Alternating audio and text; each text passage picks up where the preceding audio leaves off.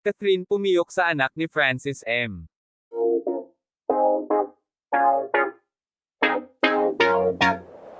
Nakita ng mag-asawang Julius Babaw at Christine Berzola sa isang event ang aktres na si Catherine Bernardo. Hiningan nila ito ng mensahe para sa kontrobersyal na anak umano ni Francis Magalona na si Francesca Bait. Ani Julius kay Kat, sinabi ni Francesca na ikaw ang super idol niya at ibig kanyang mamit. Ano ang mensahe mo sa kanya? Oh really? Maybe someday. Good luck to showbiz road, Francesca. Always be kind and enjoy the journey now. Yeah, and hope to see you soon, sigh Kat.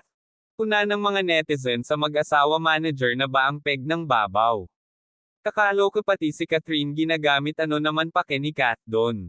I agree, there's no need for that. Francesca M pero gusto daw makilala sa own identity niya. Ayoko minas pero nakakainis. Even Maxine, Elmo and Frank can rap what makes Francesca M so different.